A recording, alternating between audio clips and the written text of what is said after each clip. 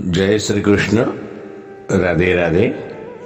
રાધે સત્સંગમાં સત્સંગનું રસપાન કરતા બધા જે આત્મીયજનો, શ્રી વલ્લભની પ્રેરણાથી પ્રેરાઈને રાધે સત્સંગમાં આજે આપણે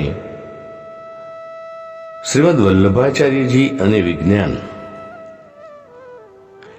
એટલે કે શ્રીમદ વલ્લભાચાર્યજીના કયા કયા સિદ્ધાંતો વિજ્ઞાનને અનુલક્ષીને ક્યાં કાર્ય કરતા તે વિશે સુંદર માહિતી જાણીએ જોઈએ. પરંતુ તે પહેલાં પ્રિયજનો, આપે જો રાધે સત્સંગ ચેનલને હજુ સબસ્ક્રાઈબ ન કરી હોય તો સબસ્ક્રાઈબ કરશો, જેથી નિત્ય સત્સંગની જાણ આપને થઈ શકે. શ્રી વલ્લભાધીશ કી જય. પ્રિયજનો, પુષ્ટિ માર્ગ એટલે પ્રભુનો અનુગ્રહ અને અનુગ્રહનો માર્ગ, પણ સાથે સાથે પ્રકૃતિ અને વિજ્ઞાનને સાથે વણાયેલો આ માર્ગ છે. આ માર્ગમાં વૃક્ષોને પણ વૈષ્ણવની ઉપમા આપેલી છે. સુરદાસજીના પદમાં કહ્યું છે કે મન તો વૃક્ષન સે મત લે. ગુસાઈજીના પરમ સેવક અલીખાન પઠાણ હતા અને એ વખતે વ્રજમાં વૃક્ષો કાપવાની મનાઈ હતી.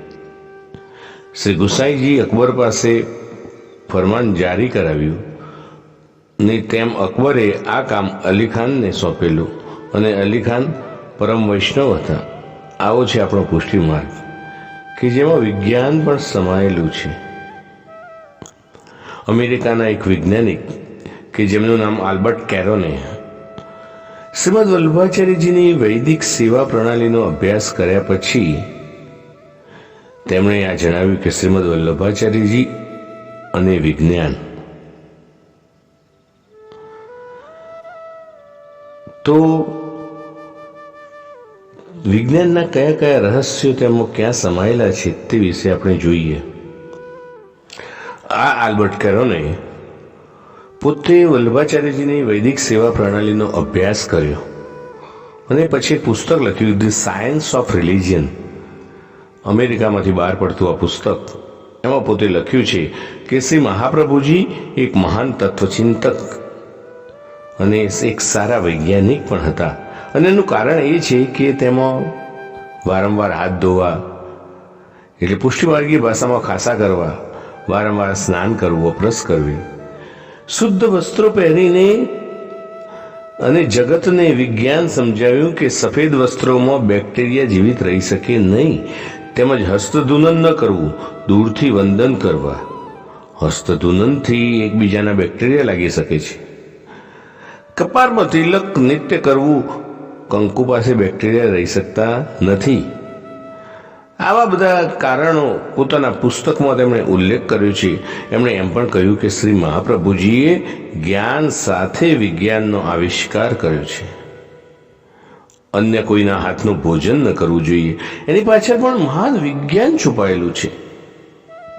પ્રિયજનો, શ્રી વલ્લભ સ્વયં ભોજન સામગ્રી બનાવીને શ્રી ઠાકોરજીને નિવેદન કરતા અને એની પાછળનું કારણ પણ વિજ્ઞાન જ. કોઈના હાથ કેવા હોય, શરીર રોગિષ્ઠ હોય તો શરીર રોગી બની જાય, માટે પોતે સ્વયં પાકી બને અને સેવા સામગ્રી સિદ્ધ કરતા.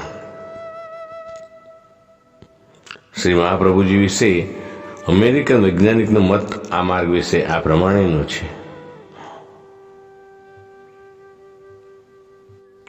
તો પ્રિયજનો, મહાપ્રભુજીના સિદ્ધાંતો ને વિજ્ઞાન સાથે કેવી રીતે વણાયેલા છે તે જાણ્યા પછી આપણે પણ વધારે ચુસ્ત રીતે તે સિદ્ધાંતોનું પાલન કરીએ. આ સાથે આજના સત્સંગને શ્રી વલ્લભના ચરણમાં સમર્પિત કરી અત્રે વિરામ લઈએ. ફરી મળીશું રાધે સત્સંગમાં નવા જ સત્સંગ સાથે. શ્રી વલ્લભાધીશ કી જય. જય શ્રી કૃષ્ણ. રાધે રાધે.